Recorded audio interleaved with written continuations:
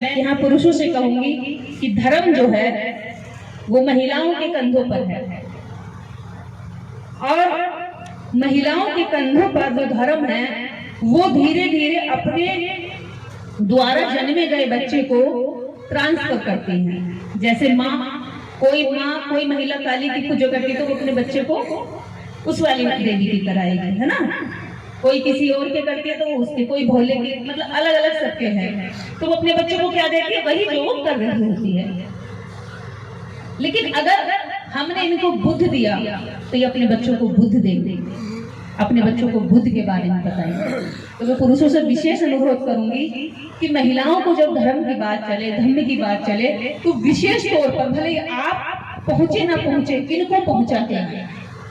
और अभी तक हमने राम कथा, बंदर कथा, सुंदर कांड, बंदर कांड, दुनिया भर के ये हमने ही किए हैं, किसी और ने नहीं किए हैं। हमारे ही लोगों की भीड़ ने किए, हमारी ही महिलाओं ने किए हैं। हर साल में हम 2-4 बाबा तो यूं ही करोड़पति तैयार कर देते हैं। चप्पल पहन के कथा शुरू करता है बाबा, कथावाचक, लेकिन वो कथावाचक बाबा चप्पल पहनते पहनते ही 1 साल के अंदर प्राइवेट हेलीकॉप्टर खरीद लेता है। वो पैसा किसका होता है? हमारे गरीब लोगों का। क्योंकि वो कहता है क्या करोगे इस मोह माया का, धन का क्या करोगे, सब है ही छोड़ के जाना है, क्या करोगे जोड़ के, छोड़ दो, खोल दो अपने धन की गांठ और सब दान कर दो। कमाया बड़ी मजदूरी का, मेहनत का पैसा, हम 5-5 रुपया भी अगर हम करोड़ों रुपया दे, करोड़ों लोग अगर 1-1 रुपया भी देंगे तो कितना हो गया? करोड़ों रुपया आप देकर आते हो, वो करोड़पति बन जाता है और आप वहीं बैठे रह जाते हो 10 साल बाद भी और 5 साल बाद। तो परिवर्तन आया आपके जीवन में? कोई परिवर्तन नहीं आया। लेकिन अब आएगा, अब आ रहा है। ये परिवर्तन क्यों आया? अभी तक हमारे समाज की महिलाएं तो उन्होंने कथावाचक भी नहीं बनने दी। महिला यहाँ मंच पर है तो ये बुद्ध के विचार की बदौलत है। मैं बोल रही हूँ, आप सुन रहे हैं, ये बुद्ध की बदौलत है। और कानूनी तौर पर बात करें तो बाबा साहब डॉक्टर अम्बेडकर की बदौलत है कि मुझे कानून इजाजत देता है कि मैं भी पुरुषों के बराबर बैठ सकूं। ये जो जाति के लोग बैठे हैं ना यहाँ, ये गले में हांडी और कमर में झाड़ू बांध के यहाँ घूम रहे होते हैं इन सड़कों पर चलते भी नहीं। नीचे जो गंदगी है ना, कांटे मकोड़े पड़े हैं, पत्थर, इन्हीं पे चल सकते थे सिर्फ हम। पक्की रोड में हम नहीं चल सकते थे। क्या कहा गया? जिस धर्म को हम मानते हैं उसने क्या कहा हमें कि तुम नीच हो, तुम्हारा जन्म नीच जात में हुआ है, तो नीच जात हमेशा रहेगी। झाड़ू लगाने वाले का बच्चा जीवन भर झाड़ू लगाएगा, उसके बच्चे का बच्चा भी झाड़ू लगाएगा, ये धर्म कहता है। लेकिन बुद्ध का धर्म कहता है कि नहीं, झाड़ू लगाने वाले का बच्चा भी डॉक्टर बन सकता है। तो आज आप देखते हैं ना, झाड़ू लगाने वाले का बच्चा ने डॉक्टरी कर लिया, कंपनी में मजदूरी करने वाले का बेटा जो IAS बना है, चप्पल चलने वाले का बेटा IPS बना है। ये घपले आते हैं आपके पास, किसकी बदौलत आती है? ये हमारे धर्म की बदौलत नहीं। और वो धर्म हमारा नहीं है जिसको हम हिंदू कहते हैं। हमारा असली धर्म बुद्ध है। बुद्ध ही हमारा असली रास्ता है। बुद्ध ही हमारे जीवन की सबसे बेहतरीन, सबसे उत्तम मार्ग पद्धति है, जिस पर चलकर हम अपने बच्चे, अपना समाज आदर्श बना सकते हैं। अगर बुद्ध ने पूरी दुनिया में अपने ज्ञान को, भारत को विश्व गुरु की उपाधि दिलाई, लेकिन अभागे, क्या करें, भाग्य पर तो भरोसा नहीं करती। लेकिन हम इतने गरीब लोग हैं भारत के कि बुद्ध हमारे ही भारत में जन्मे, हमारी भारत में ज्ञान प्राप्त हुआ, हमारे ही भारत में परिनिर्माण हुआ, लेकिन हम ही हमारे बुद्ध को नहीं जानते। दोष आपका नहीं है, मेरा नहीं है, दोष है कि इस देश के अंदर जो हुक्मरान लोग बैठे रहे, जो जिनका काम था प्रचार प्रसार करने का, बताने का, उन्होंने नहीं बताया। मीडिया क्या बताती है? उस मंदिर में इतना जंगल, इतने लोग पहुंचे, लेकिन मीडिया ये नहीं दिखाएगी कि देखो बुद्ध कथा हो रही थी, इतनी गर्मी में महिलाएं बैठी थी। कोई मीडिया दिखा रही है? कोई टीवी चैनल दिखा रहा है? नहीं दिखाएगा। अभी आप 200 औरतें कलश यात्रा लेकर निकल जाओ कोई भी पाखंडी बाबा के पीछे, तो सारी मीडिया आपके आगे पीछे कैमरे घुमाएगी। क्यों घुमाएगी?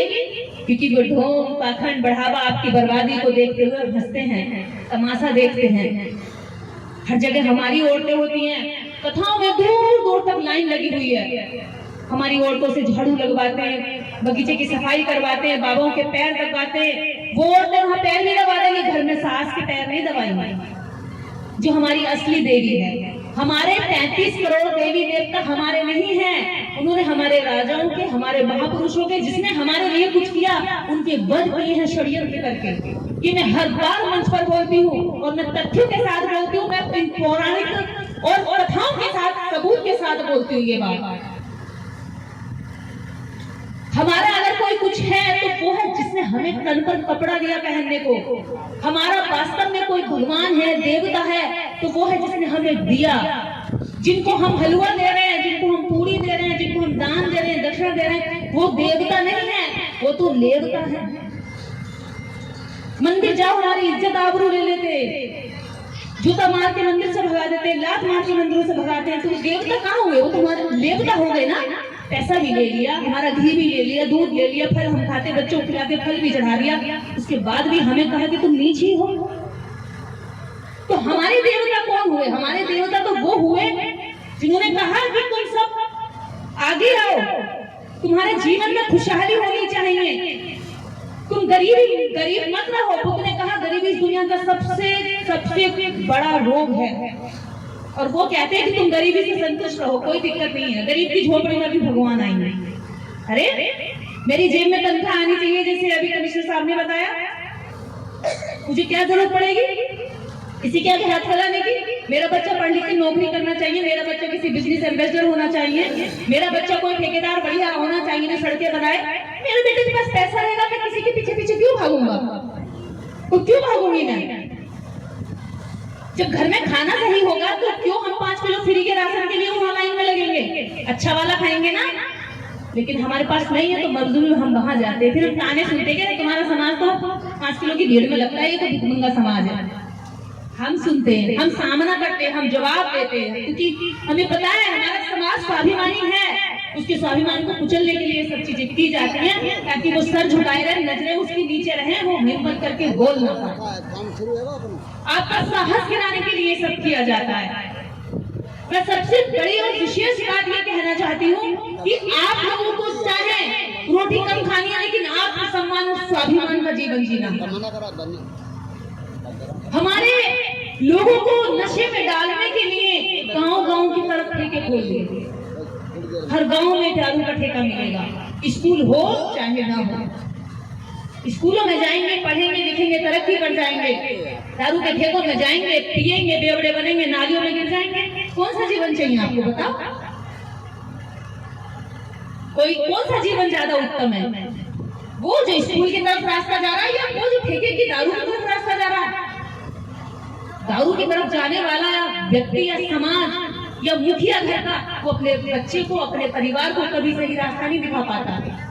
तो सभी को अपने अपने लिए जोरदार तालियां बजाने के हम सभी इस गर्मी को चैलेंज कर रहे हैं कि उससे ज्यादा हमारे हौसलों में गर्मी है। हम बैठेंगे और सुनेंगे, और केवल सुनेंगे नहीं, समझेंगे, जीवन में उतारेंगे।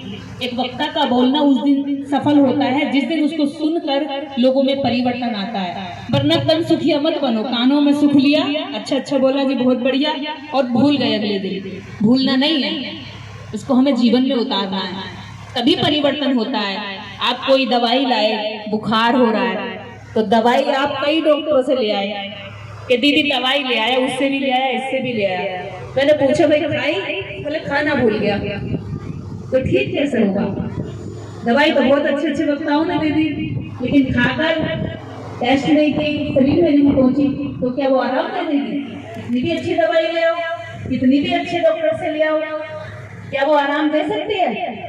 नहीं होगा आराम।